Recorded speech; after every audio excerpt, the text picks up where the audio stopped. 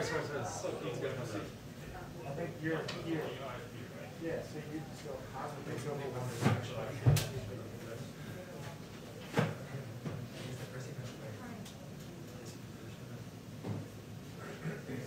That's my understanding. Yeah.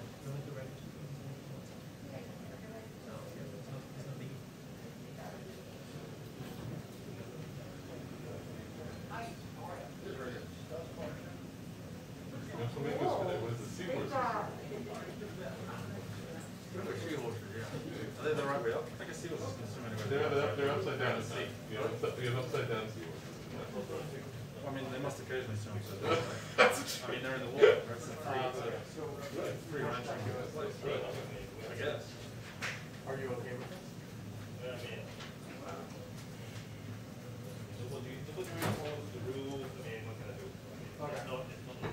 Well, I'll do whatever you say.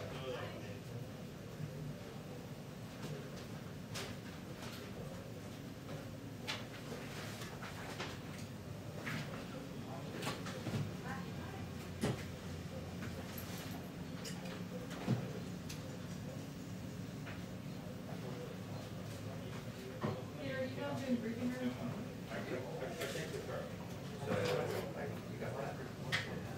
I'm ready. It's been a while. Do I need to stand on the box, Peter, or am I good? You're good, right there.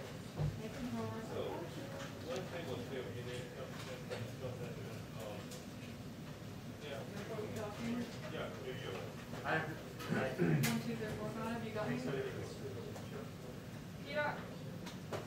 1, 2, 3, 4, 5, 6, 7, 8, 9, 10. Can you hear me?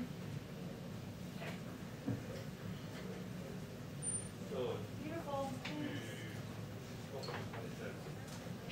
Thanks.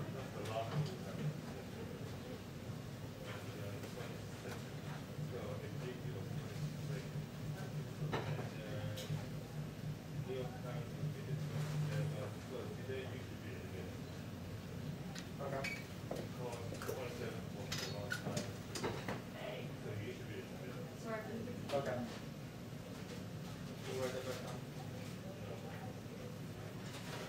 better? I don't think anyone's gonna.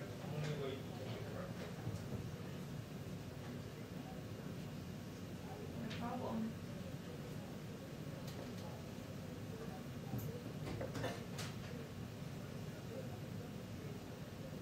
Okay, Sunday, can you hear me? I can hear you, but I don't think you can hear me.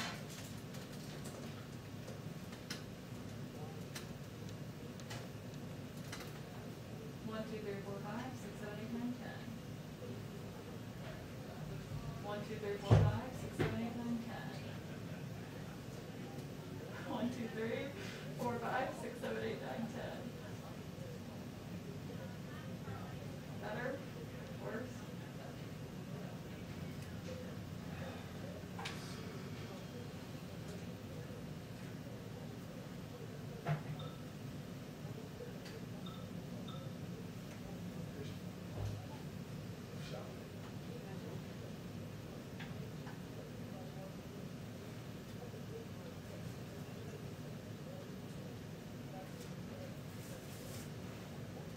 Hey, Stop. yeah. Udell Spring is here. That time of year, right?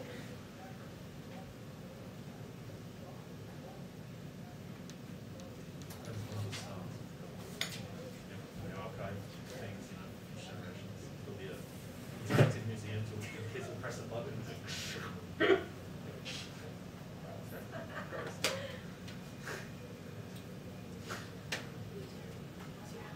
It's fine.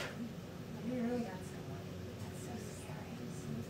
But were you outside at all during that rainstorm? It was so crazy. I too like covering so many local news, and that's we definitely have knocked on my door. You went to the protest. Yeah.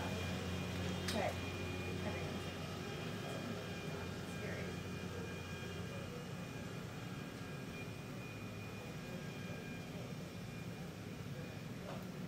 Yeah, John, this is a notable shift from a policy that the White House has had, and they did tell governors during their weekly call today that their plan now is to redistribute vaccines if a certain governor does not order their full allocation that week. Basically, what they've done so far with the federal government is each week they tell governors how many doses they should expect their state to be able to order, for example. But if the state does not order that full dose or that full allocation, as some of them have not been doing in recent weeks, now that you're starting to see that supply outstrip that demand here in the United States, something that Florida does not initially have. Just a few months ago, the White House now says if a certain state doesn't order that full allocation, they are going to take those doses they cannot order until the country distributes to another state that does still have high demand. This is kind of their way of working through that, and I am told that the allocations will still be based on the state's population, and if 1 week a state, say for example Alabama, does not order their full allocation, they'll still get that full allocation the next week. It's not actually going to change their numbers. But John, this is notable because remember it was just about a month ago that the Michigan governor, Gretchen Whitmer, was saying her state needed more that COVID-19 surge. The White House, including President Biden during the call, rejected that appeal by her to ask for those more doses. Now they seem to be trying to shift this, given they are seeing certain states not order their full allocations of their vaccine doses each week, John.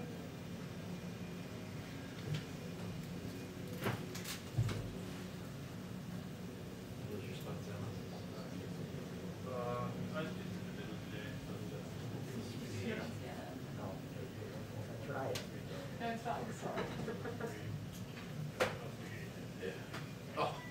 Nick was still the spot. Well, there was confusion about the spots, so. Why? Where am I supposed to be? My questions about. Where am I supposed to about be? the new federal pool. I don't know. You're fine. So thanks. Anytime. I'll just pop up there and take a few Between Zeke and the lawnmower, good job, Caitlin. That was Oh my a lot of moving parts on God. that one. Well, when I started at CNN, I had the 10 a.m. shift, and that was when they did the work, and the sprinklers would be on, and they'd be cutting grass. And like when you're partially television, I was like, Yeah, that's up for it. yeah, it's like being hazed. By the White House lawn crew. Yeah, I'm just waiting, they're doing some construction outside of jail. Oh my God. Jackhammers, I'm sure. Oh, so are we gonna be going to a lift for a while? That's separate. That, I think that's for a few, this is just like, they're trying to waterproof on these. Oh, I see. Oh. It's not the I'll take flooding that. down there. Yes.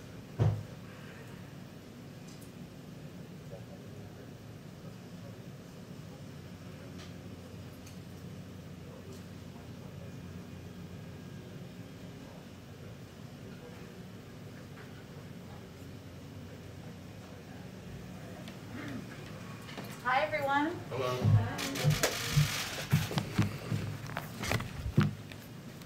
It's been a while. I feel like somebody taller than me may have been in here more recently. Let's see. Well, happy, what day is today? Tuesday. Happy Tuesday to all of you. We haven't been in here since last Tuesday. So just a couple of items for all of you at the top.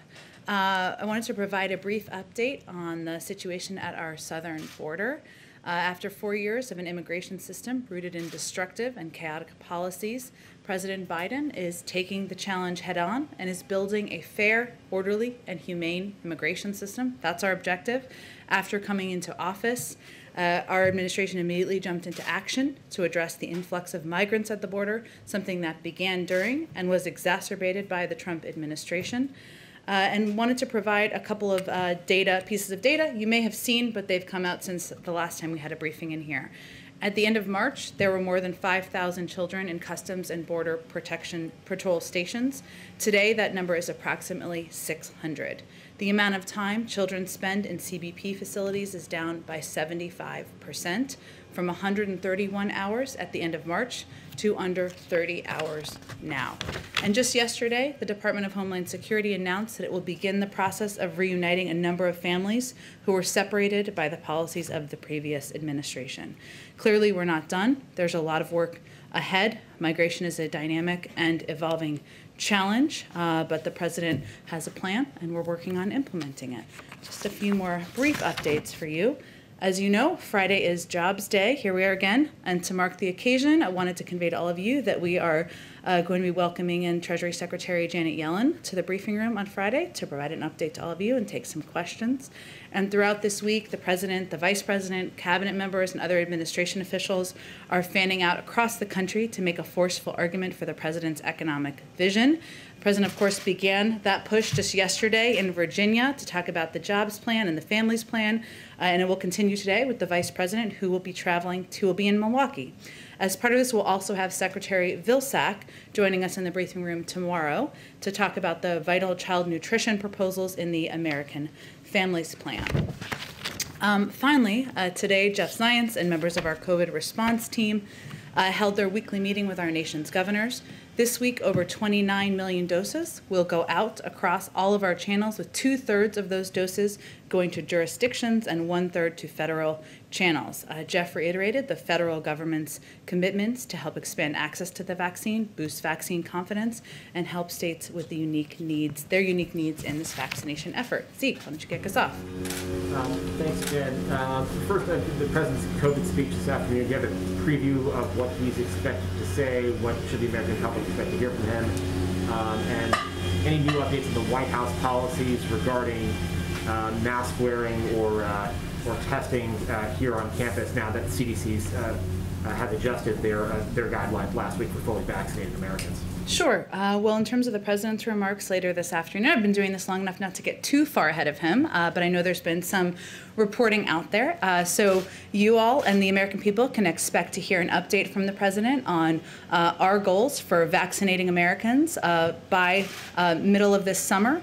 Also, some more updates on our plans to make the vaccine more available and accessible across the country, and certainly some information about what people can expect once they get vaccinated.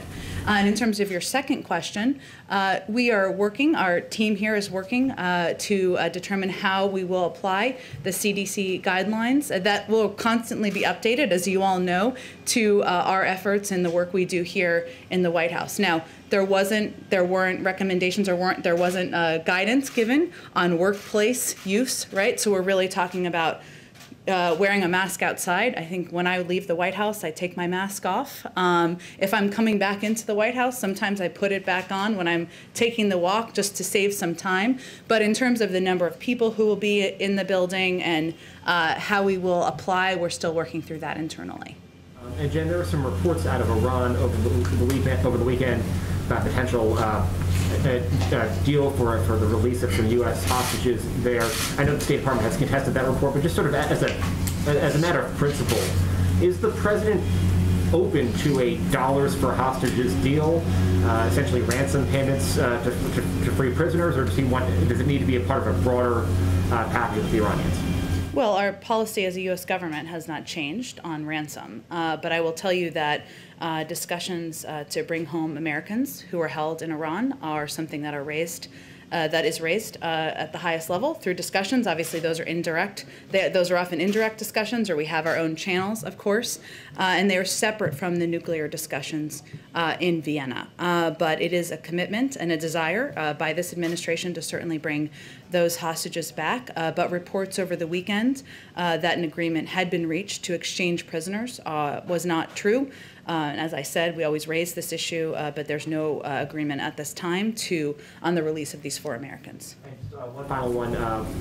More than 100 days into the administration, when you're up here at the beginning of the administration, you announced the domestic violence extremism review. Do you have an update on sort of where that is, and what will the final work product of that review be? Sure.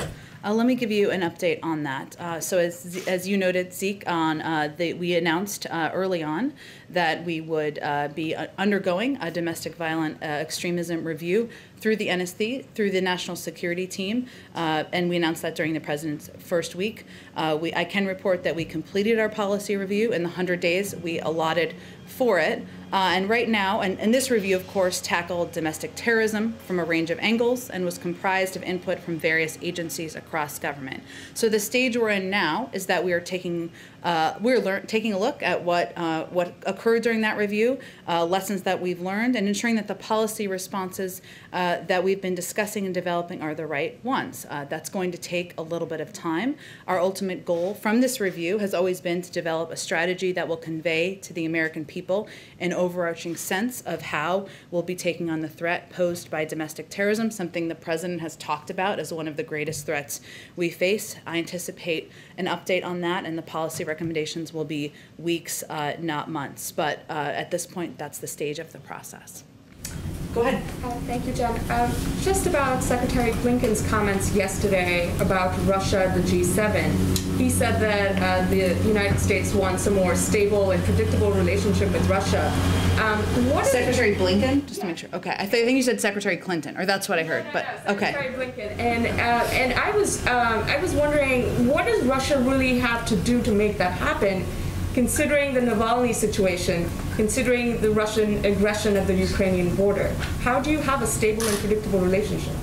Well, our relationship with Russia includes us voicing concerns where we have them, taking actions and putting consequences in place when actions warrant, as we have in the treatment of Alexei Navalny, as we did in reaction to the engagement or the hacking of our own election here in the United States. At the same time, we do think there are areas where we can continue to work together on. This is how historically, national security relationships and diplomatic relationships have worked around the world. So I think what we are sending a message of is that we are not looking to escalate the relationship in terms of rhetoric or actions.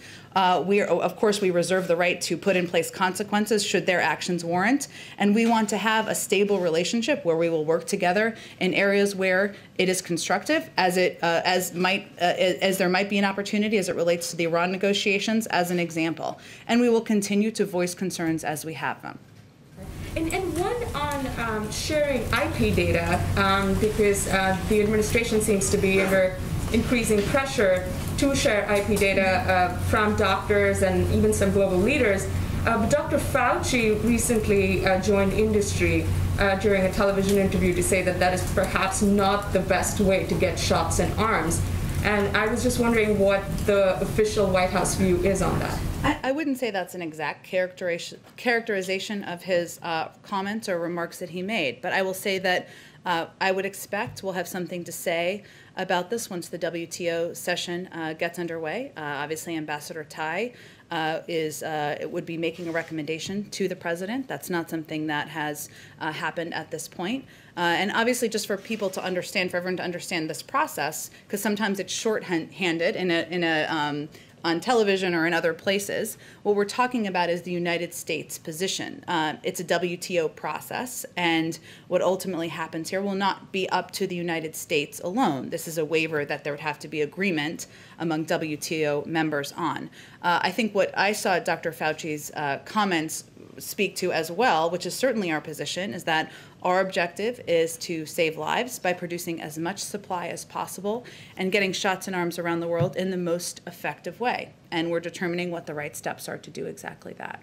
Okay, thank you. And one last one on India. I know I've been asking you constantly about that, but it's obviously really important. Is the administration doing all it can to help India? Well, let me give you an update, and I know we've provided a few of those, but I don't think we've done a substantive one here on what has happened or what the recent shipments have been. So 6 air shipments funded by USAID have departed the United States, 5 of which have already arrived in India. These flights include health supplies, oxygen supplies, N95 masks, rapid diagnostic tests, and medicine. And these are a lot of the components that the Indian government has expressed a vital need for. More flights are on the way, with total assistance expected to exceed $100 million. At the request of the government of India, USAID provided these urgently needed supplies to the Indian Red Cross to ensure they reach those most in need as quickly as possible. In terms of oxygen support, which, as you all know, is a big component of what they need right now, we're talking about oxygen cylinders. So USAID delivered approximately 1,500 cylinders that will remain in India and can repeatedly be refilled at local supply centers, with more plane loads to come. Oxygen concentrators, USAID has sent approximately 550 oxygen concentrators to obtain oxygen from ambient air, and USAID has also delivered a large-scale unit to support up to 20 patients each of an oxygen generation unit. We've also sent 2.5 million N95 masks, and we have an additional 12.5 million N95 masks available should that request come from the Indian government. And we've directed our own order of AstraZeneca manufacturing supplies to India, allowing India to make over 20 million doses. We've also provided 1 million rapid diagnostic tests. And this past weekend, USAID delivered 20,000 treatment courses of the antiviral drug Remdesivir to help treat hospitalized patients. We're also working, one of the questions that's come up is about assistance and know-how, and CDC experts will work in close coordination with India's public health experts in the following areas: laboratory surveillance and epidemiology, I'm not a medical expert, emergency response and operations development, bioinformatics for genomic sequencing and modeling. So we are in close touch. That's a summary of what we've done just over the last several days, and we're working to meet the immediate needs they have now, even as we consider, when we have AstraZeneca doses available, what can happen there. Okay, go ahead. Thank you. You mentioned Secretary Yellen is coming on Friday. She said in remarks published today that it may be that, quote, interest rates will have to rise somewhat to make sure that our economy doesn't overheat. Does President Biden agree with her? I think President Biden certainly agrees with his Treasury Secretary, but I will say that one of the reasons I think you're asking this question is about inflation concerns, and something that we watch closely here, obviously in the Treasury Department and in the White House in close coordination. And that is something where there's agreement. I looked at Secretary Yellen's remarks, or the ones that I saw. What she also conveyed is how vital it is to make these investments now, and how important it is for our economy, for investment in research and development, for leveling the playing field on the workforce to make exactly this investment. So, of course, officials who don't work here in the Federal Reserve and other places closely watch what needs to happen. I'm not going to speak on interest rates, but we also take inflationary risk incredibly seriously, and our economic experts have conveyed that they think this would be temporary and that the benefits far outweigh the concern. I ask in part because, of course, the previous administration was routinely criticized for repeatedly sharing its views on what rates should do. Secretary Yellen is expressing her view on what will happen to rates. Do you think that this is an appropriate comment for a Treasury Secretary? Is she expressing an opinion on what the Fed should do when she says this? Well, I would say of all people, Secretary Yellen certainly understands the independence and the role of the Federal Reserve, and I think she was simply answering a question and conveying how we balance decision-making here. Can I pivot to one other thing? This week, Facebook is going to decide whether or not to reinstate Donald Trump's accounts on Facebook and Instagram. If he is reinstated, is there any change in strategy that the White House would put in messaging? In other words, if he's on these platforms expressing his views, does that change what you do at all? No.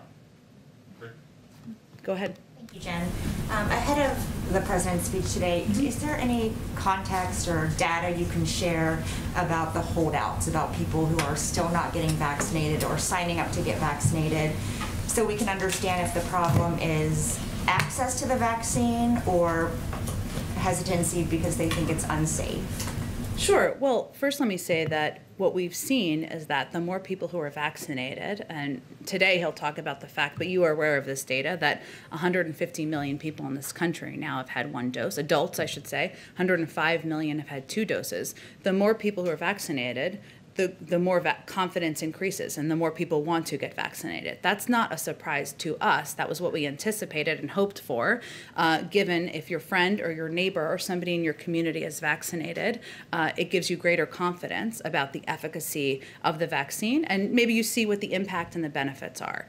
We always expected, Wisha, to be at this phase where once we reached that percentage approximately of people who were vaccinated, once we got to the point where it was no longer an issue of access to supply, because we have more than enough supply for the American public, that it would become more and more difficult to meet people where they are and to reach them. And the biggest factor we've seen consistently we always focus on confidence, of course, but even with confidence, the biggest challenge is access. And access can mean a lot of things. It can mean concern about safety, though we've seen improvements in confidence levels.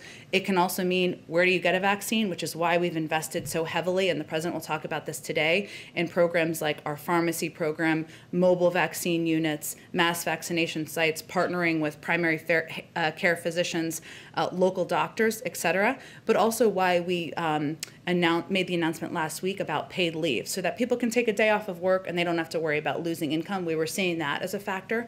So we're constantly evaluating how to make this easier and more accessible. But we knew we'd be at this point where it would become more difficult, and we've been preparing for that. Thank you. And go ahead. I know you've seen the reports about the FDA approving the Pfizer vaccine for kids between the ages of 12 and 15. Not yet. Not yet, but is there anything you can tell us about how close they might be, and in the meantime, what the administration is doing to prepare so that those kids can get the shots right away? Sure. Well, I can't get ahead of the FDA process, and certainly in part because we want to ensure people have confidence in the safety of vaccines when they make a decision. But I will say the President will talk a bit about what preparations we are making here to ensure that if a vaccine is approved, if the Pfizer vaccine is approved by the FDA or others in the future, that we make that accessible to additional younger populations. And just one more on infrastructure. Sure. On Sunday, Ron Klain said that the White House had invited a group of Republican senators to come talk about infrastructure. Do you have any details about that meeting, including whether the president will attend? Sure. So I think he was referring to the invitation the president made to Senator Capito that we announced last week, and a group of members she selects to come to the White House. Since Senate is on recess this week, we anticipate that meeting being next week, and it just hasn't been locked in yet on the day and who will be included in that group of attendees. But that's what he was referring to this weekend. But we don't have an update quite yet. As we have one, we'll share that with all of you. Thanks, Jen. Go ahead, Kristen. Thanks, Jen. I just wanted to give you a chance to respond to the accusations that the American Federation of Teachers, the country's second largest teachers union, influenced the CDC's guidelines on reopening schools. You had Republican Senator Tom Cotton saying that this is evidence of a politicized public health agency answering at the beck and call of the teachers union. So how does the White House respond? Well, I would say first that's false. Let's take a step back and talk about how the CDC works. The CDC, it's actually long-standing best practice for the CDC to engage with organizations and groups that are going to be impacted by guidance and recommendations issued by the agency. It doesn't mean they are taking everything they want or even a percentage of what they want, but it's important to understand the implementation components. They do so to ensure that recommendations are feasible and that they adequately address the safety and well-being of the individuals the guidance is aimed to protect. So the CDC engaged with around 50 stakeholders that are on the front lines in this pandemic and have requisite perspective for the guidance. The president reiterated last week that July 4th is the target date for returning American life to something closer to normal. Can you just define what exactly closer to normal is? What does that look like for the average American? Well, first, the president will have more about his updated goals that we have as an administration by that July timeline that he'll talk about later this afternoon. What he's talked about is if you're giving incentives for people to be vaccinated, to understand what the benefits are of getting a shot or two shots. And one of the things he's talked about for some time since his primetime address before the joint address was people being able to gather in their backyard and have a barbecue. And obviously we follow the advice and guidelines of our health and medical experts, but if we increase the number of people who are vaccinated around the country in communities, that will enable people to do more things that they're used to. So the guidance last week, of course, said that if you're vaccinated, you don't have to wear a mask outside as long as you're not in a crowd. It also said if you're vaccinated, you can go a lot of places if you're wearing a mask and you can feel safe and comfortable. But he'll have more to say later this afternoon about the July timeline. Okay, and one more question about, since we've been talking a lot about the refugee cap, something that's not entirely similar, but certainly related, the Afghan Special Immigrant Visa Program. It's facing this backlog of thousands and thousands of applicants, and of course, time is running out with the withdrawal beginning over the weekend. So can you just kind of summarize what exactly is the plan to address this backlog before all U.S. troops withdraw? Kristen, it's a great question. It's an important program the president talked about, of course, has talked about in the past, and he is committed to. I would say the State Department would oversee the process for those visas, so I would point you to them. I mean, Is there a plan, or is the plan still being drafted? I don't have an update on the plan. I will just convey to you that ensuring that people who have been partners to the United States, who have played such a vital role, who are eligible, can apply, and that we do that. Our embassy, of course, is remaining there and a presence there as well, but they would be the right agency to talk about processing and timeline and what that looks like. Is there any chance that like you guys might surge volunteers or staff to the embassy in Kabul to help? It's a great question, but I would again point you to the State Department because the personnel would come from there. Go ahead. On the refugee cap, since it is now going to be set at 62,500 this fiscal year, but President Biden says he doesn't think we'll actually get there. So where does he think we'll be by September 30th on the number of refugees? Well, I would say first that, what's important about this cap is, one, that he wanted to, as he said in his statement yesterday, he wanted to eliminate any lingering doubt from any refugee across the world that the United States wasn't a country that would welcome refugees in to apply. Under the Biden-Harris administration, that's exactly who we want to be.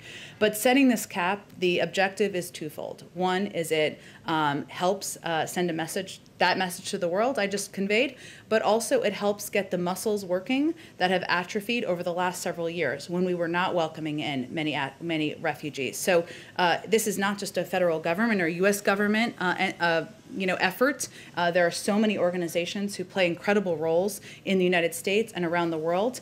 They have been understaffed, they've been under-resourced, and some of our success will depend on the ability to rebuild those systems. So yes, we will not, it is unlikely we will meet that 62,500 cap. It is actually, historically, rarely is that the caps met, I should say, but our objective is to get those muscles working again and send a clear message to the world. And right now the number is still around 2,000. That was the latest we had gotten. So it just was, is there an update on what that number is right now? I can see if there's an updated number. We have had people start coming in because we resumed the flights and because we overturned the policy that prevented refugees from applying from the Middle East and from Africa. We're constantly updating those numbers, but I'll see if there's a number to update you on. And then on what Jeff Zients told the governors today on that call, that now the White House will redistribute vaccine allocations if a state doesn't order the full allocation they get that week. Can you just walk us through what changed in that policy since last month when the Michigan governor made a direct appeal to the president to get more vaccines for her state?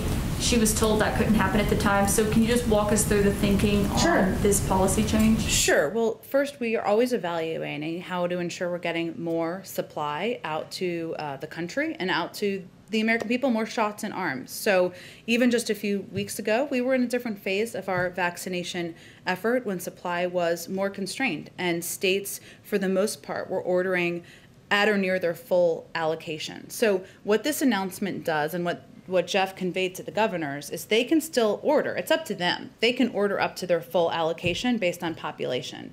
They can also order less than their full allocation, and the doses that are not then given to that state will then go into kind of an overarching supply that could then be distributed to other states by population. Now, that same governor could the following week decide to order back to their maximum allocation. So it gives flexibility week by week, but it's really just an indication that we're in a different phase now than we were even a couple of weeks ago in terms of access to supply, and we want to ensure the doses are that we free up unused and unordered doses. And last question, does the president still think that we will get to herd immunity in the U.S. this calendar year? Well, the president's, we try to leave the predictions of when we will reach any definition by medical and health experts of that term. I will say that what the president will talk about today is what percentage of the population he hopes to be vaccinated by this summer. That obviously is a step forward, and what we can do from an operational standpoint from the White House, from Jeff Zients and our COVID team, is continue to operationalize getting these shots out into the country. But assessments of what that will mean, we will leave to our health and medical experts and apply our guidance accordingly. Go ahead, Karen. Jen, to follow up on that question then from Caitlin, the president was asked about that yesterday and said there's a debate about it. And on the call with the governors today, we obtained audio of it. Dr. Fauci seemed to downplay the notion of herd immunity. He called it an elusive concept of a number. So is that no longer the administration's goal? Does the White House not believe that's possible? Is this a deliberate shift away from that? Again, it's a great question. I just don't want to answer, and I know we typically have a briefing with our health and medical team on Tuesdays, so you may have to wait for the next one, or the next time one of these doctors is on television to talk about the definition of it. But what our objective is of course to vaccinate as much of the population as quickly as we can. And the definition of what that will mean for communities, what that will mean for going back to normal, we look forward to applying that. Believe me, we all want to take our masks off inside, and we all want to return back to normal, and we understand the frustration of the public, but we will leave the definition of that to our health and medical experts. And is the administration planning to phase out FEMA's mass vaccine sites in favor of focusing more on local level community health centers, the mobile centers that we've been talking about? Is it not effective to be using those mass vaccine sites anymore at this point in the campaign? It's more effective in some places than others. So we announced a couple new mass vaccination sites last Thursday or Friday. There are some places where those mass vaccination sites, that's a mouthful for some reason, have not stayed open. And we evaluate, working in coordination with, of course, governors, local health and medical experts on what's working. We look at the data and see what's working. And there are some programs, like our pharmacy program, we initially launched it as a pilot with just a couple thousand pharmacies, right? Now it's over 40,000 or even greater than that, because that we've seen as very effective. We're partnering with local primary care physicians, in part because through our data we see that people trust their local doctors, and that if it's easy, if you know you're going there to get your checkup, that is an easy place to do vaccinations. So there are certain parts of the country or certain communities where we still have mass vaccination sites. We'll continue to open them, but we're constantly evaluating the best delivery mechanisms, and if something is not the most effective one, we will make changes. Go ahead. Thank you. Does the administration want, or does it already have some plans being formulated, to allow in foreign visitors this summer? In the same way the EU has pretty clearly said, that's it, we're going to open the doors. They have, but we, again, this is a case which I know is endlessly frustrating to people, and I will acknowledge that, where we will rely on the advice and the recommendations by our health and medical experts on what is safe for the American public. And they are constantly evaluating that, but I can't get ahead of their process and what I anticipate in terms of any changes to travel restrictions. Okay, thank you. And another one. Against the background of fighting which is going on now in Helmand in Afghanistan, after the US troops left, the Taliban and government forces started in. What is going to be the president's message if this spectre of a Taliban takeover, which is obviously quite possible, happens after September? What's going to be his message to the Afghan people, you know, including the many who probably don't support the Taliban? Is it going to be essentially, look, we're sorry, this is now your affair, we're out of here? I mean, is there going to be anything more than that he can say to them? Well, I will say that when the president gave his speech on our decision to pull troops out of Afghanistan, he talked about the fact that we will continue, of course, to have an over-the-horizon presence, that we will continue to provide a range of humanitarian and other direct assistance. We will still have an embassy at this point in Afghanistan and a presence there at a diplomatic level. So what the announcement we made was about removing troops because it is in the best interest of our own national security. But he believes in diplomacy, believes that is the right path forward, and we will continue to support that and work with our international partners around the world to move forward. Could he foresee a day when the US and the US Embassy and the United States deals with a Taliban government which is ruling Afghanistan? Obviously, we watch closely and work closely with our partners in the region on what the future looks like, but I'm not going to get ahead of the status in Afghanistan. Go ahead. Yeah, a couple questions. The White House has said the president wants to see progress on the American Jobs Plan by the end of this month and passage by the summer. Does that same time frame apply to the Families Plan that he released last week? It's a great question. I mean, we obviously just introduced it. It's introduced it some period of time after we introduced the American Jobs Plan. I expect we'll have discussions with members of Congress about components of each. Different members have support or are more excited about different components of different parts of the plan, but I don't have a new timeline to set for the American Families Plan. Well, with those negotiations and the meeting that you referenced coming up with Republican senators, you mentioned we'll talk infrastructure. Is he also going to talk the Families Plan with those senators when he holds that meeting? Well, this particular meeting, I mean, there's dozens and dozens of engagements, phone calls, conversations that are happening on a regular basis, and a couple of, Secretary Pete Buttigieg is going to be briefing the Congressional Progressive Caucus this week on the package, as well as speaking at Leader Hoyer's committee chair weekly meeting. Our Jobs Cabinet continues to make one-on-one calls to members on both sides of the aisle, and some of them are also in districts this week, amplifying with members. Our Legislative Affairs team is doing briefings and having dozens of calls and engagements as well.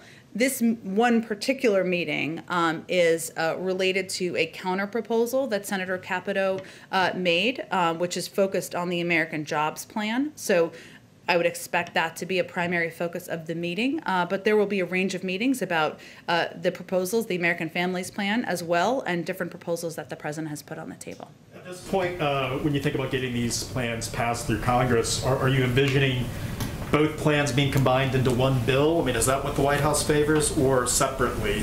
What's the position right now? We're open to a range of mechanisms for the president's ideas moving forward, but exactly what you're talking about is part of the discussion we're going to have with members of Congress, and there's an openness to smaller package, to different components moving forward together. We will leave those mechanics to leaders in Congress, but what we're discussing with them is where we can find agreements on many of the proposals and ideas the president has put forward. Question on the families plan. During the campaign, President Biden proposed free tuition to four-year colleges and universities for students whose families earn $125,000 or less.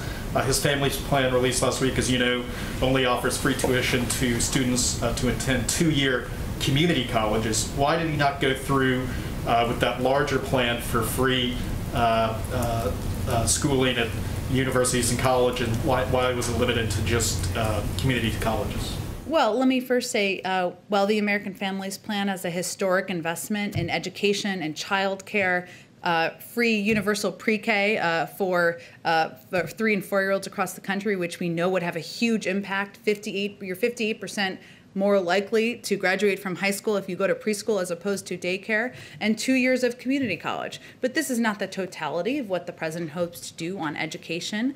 This is a significant investment, a historic investment that he's proposing, but we're less than 107 days, I know we are, into the administration. Go ahead. Thanks, Jen. Does the President, White House Department of Education believe that public schools should require that students get vaccinated once folks under 16 are available to get vaccinated, whether it's Pfizer, Moderna, what have you, within the next couple of months? It's not my understanding that we're putting in new requirements here from the federal government. I would expect the Department of Education will work with local schools and school districts on implementation and how to keep students and teachers safe. Would the White House come out in support of teachers unions who are already pretty public about the fact that they would want students under 16 to get vaccinated if they can get vaccinated and are eligible to get vaccinated?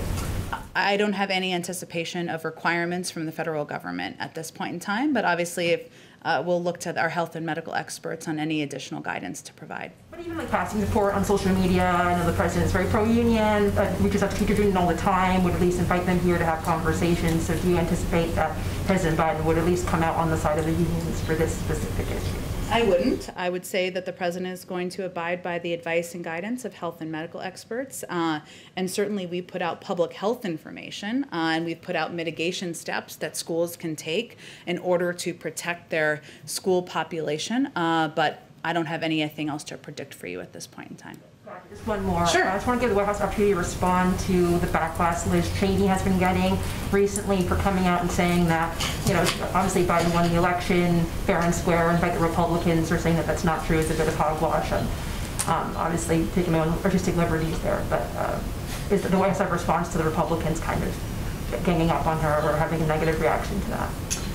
Well, I would say first that, the Republican Party seems to be spending a lot of blood, sweat, and tears trying to figure out where they stand and what they stand for, and that's their prerogative. But our focus is on, and how we're spending our time is on defeating the pandemic, growing our economy, building on that for the long run, And it's no secret that the president doesn't see eye to eye on many policies with Congresswoman Cheney, but his view is that the American people elected him, and also many people representing them in Congress to solve problems for them. And he's going to continue to seek civility even when he disagrees.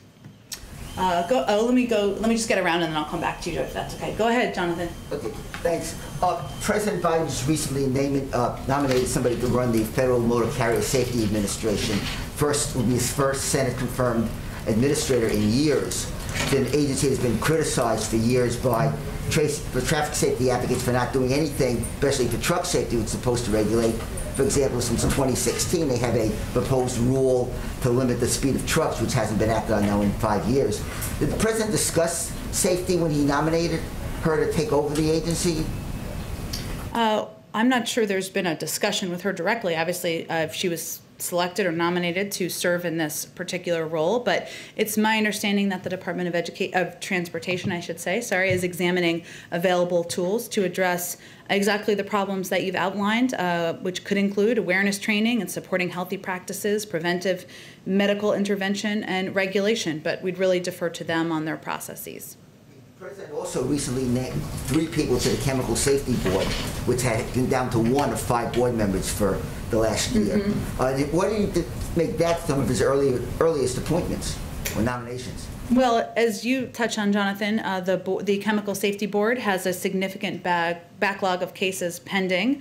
Currently only has 1 board member out of 5. The president wanted to fill the vacancies, or hopes to fill the vacancies quickly, to make sure the board is able to fulfill its responsibilities and review these cases in a timely manner, and certainly the impact communities across the country. And one last question. There's a bunch of lawmakers, including one I cover, who would love to still see another round of stimulus checks, direct payments, even every month till the pandemic ends.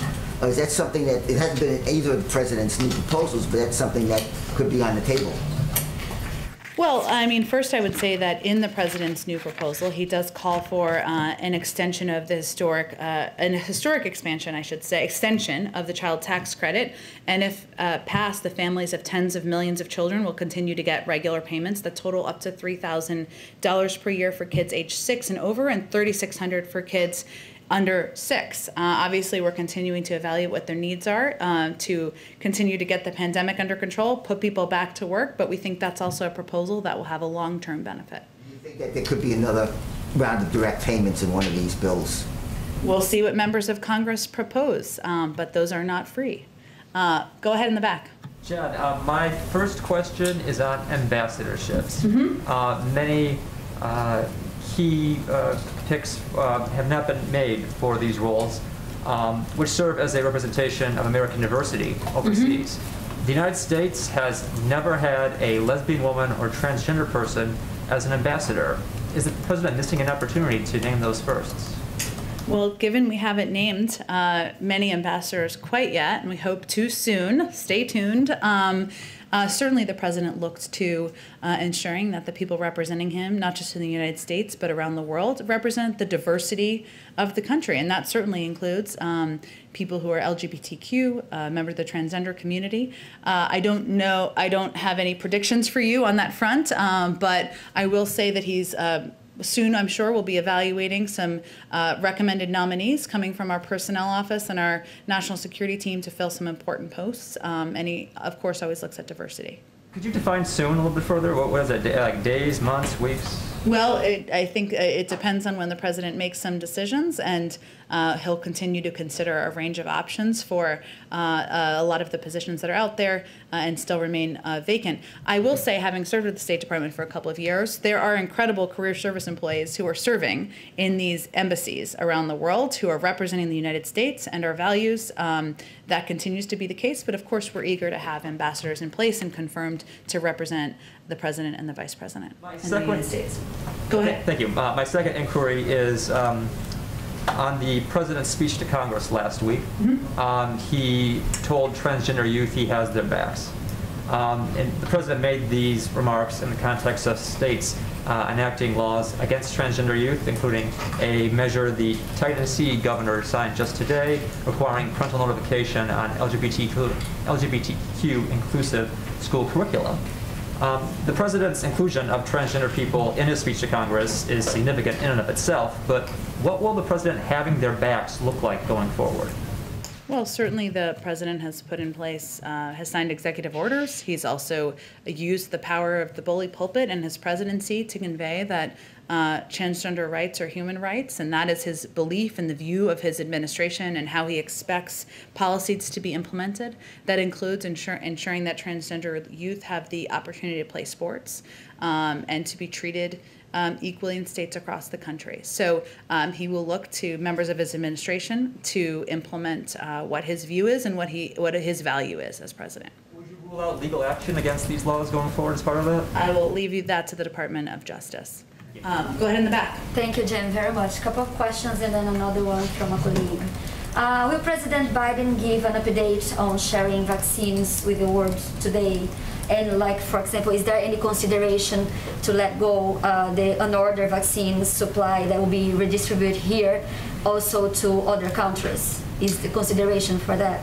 Well, our focus right now is on allowing the the AstraZeneca vaccine supply that we have expected over the next couple of months, going through a process to determine where we can provide those vaccines. So right now we have 0 doses available. We hope to have about 10 million in the coming weeks and about an additional 50 million in the coming months. And there's a process internally that's determining where those doses will go, but that's really where our focus is at this moment. But we will continue to evaluate ways to increase and expand global vaccine supply around the world beyond that. So does the White House believe they could be doing more or faster to help closing the gap between vaccination in rich countries and the rest of the world? Or do you believe the $60 million doses of AstraZeneca are enough? I don't think I said it was enough. I think I said that that is where our focus is at this moment, but we will continue to look for ways to, our objective is to be a big contributing component of providing as much global supply in as cost-effective a manner as possible. And that's what we're evaluating now. So the 60 million is what we know we will have available in the coming months. Jen, you just went through a list of help that the administration is giving to India, and there is a great coordination to help India. Why are we not seeing the same response or engagement from this White House with Brazil? A lot of experts around the world are saying Brazil is living a humanitarian catastrophe, and there are more deaths in Brazil than in India. So why such a difference? And we know that Brazil also asks for oxygen, sedatives. Is the White House or is the administration considering sending additional help to Brazil?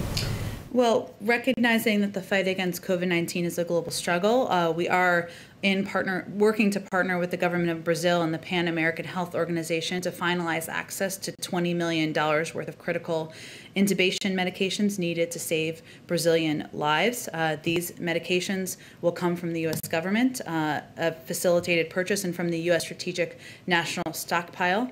This support is being offered to offset global supply shortages and will enable Brazil to receive sufficient medication to meet their immediate hospital needs. So that is an effort that's underway, has not yet been finalized, but we are working in partnership with the government of Brazil on that. Brazil being the least to receive the AstraZeneca doses? There are a range of requests we've had from around the world. We're evaluating those needs now, but I can't get ahead of that process. Can I just ask one more from my colleague from Bristol, Segovia, MVS Radio from Mexico. He's saying that at least 20 people have been killed in protests that have been going on in Colombia for a week now.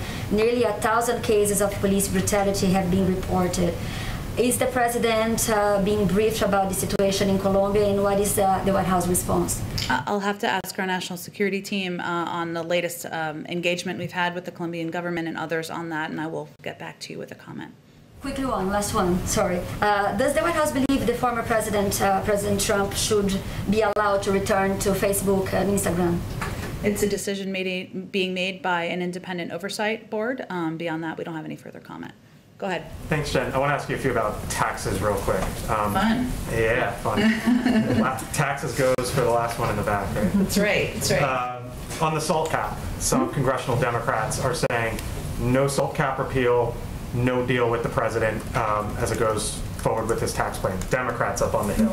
We know the position that the White House has had for several weeks now, so I'm wondering what's more likely at this point, for the White House to move towards these congressional Democrats, or congressional Democrats, in this case, to back off their position eventually? We don't know yet. This is democracy in action. This is what's fun about this. We are having discussions. We are certainly aware of the members who have conveyed a strong view about the SALT deduction, and we'll have that discussion with them. We're eager to hear their proposals. Some of them have put some proposals forward. I think what we're factoring in here in the discussion is that I think, as you and I have talked about before, this is not a revenue raiser, so it would be additional cost. That's okay, but then you have to determine either how to pay for it, what other things are cut out, and certainly that would be a part of the discussion. We heard from the president yesterday about the step up in basis. He sort of laid out the argument as to why that should be eliminated. For wealthy individuals upon inheritance, essentially lowers the capital gains burden. The Tax Foundation gave an example on $100 million in gains. They say that the tax on that would be 61%. We know the White House's position that the wealthiest need to pay their fair share. I think anyone would agree that $100 million in gains is a lot of money. But I guess the question is whether or not a 61% tax bill is reasonable. Does the White House believe that's reasonable? I'd have to talk to our number crunchers about the specific example you gave. I don't know what percentage of people have $100 million in capital gains. Maybe you know. That sounds like quite a lot to me. But the fundamental value here the president is conveying is that his proposals are about making a historic investment in education, in childcare. That's going to make us more competitive, to compete with China, to bring more women back into the workforce. He's proposed a way to pay for it that's going to impact, as it relates to capital gains, 0.3% of the population. And the example you gave, I don't even know, that's probably 0.00, I don't know what percentage of the population. That's his proposal. There are other proposals that can be put forward, but I have to look at the specific statistics with our team to give an evaluation on that. And lastly, in the American Families Plan, it calls for financial banks and financial institutions to report account flows. The Treasury Department said it would add, quote, information about aggregate account outflows and inflows, basically money coming in and out of one's bank account. And the question is, there's a concern that maybe that's the federal government having too big of an insight into what's going into your bank account and what's coming out of your bank account, along with that it would just make filing your taxes a whole lot tougher. It's already a pain. It's already a pain. But is that too much for the federal government to know what's coming in and what's coming out of your bank account? So what this proposal is, as you know, but just to explain to others, is cracking down more on ensuring people are paying the taxes they should be paying on their income at the rates they should be paying them at. There's a number of implementation mechanisms for that, and obviously the IRS can outline that more specifically than I can. But again, this is a proposal about how to pay for historic investments in childcare and education. If people have alternative proposals that don't raise taxes on people making less than $400,000 a year that will help pay for this, we're quite open to them.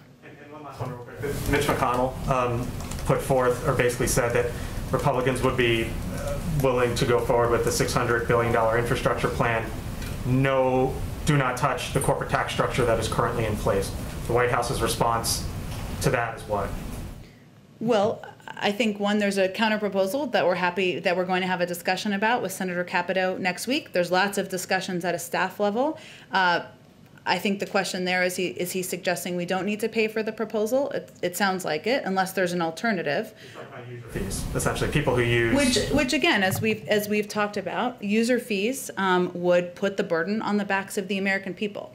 Would make it so that people driving a car, it depends on what the user fees are, right? If it's basically a tax for the number of miles you drive, as an example, or other user fees, that means people making $50,000, $100,000, $150,000 a year are going to have to pay for these proposals. We have a difference of view on the pay-fors. Our view is that the 1% of people who are making over $400,000 a year can afford to pay a little bit more, but we can have a discussion about that.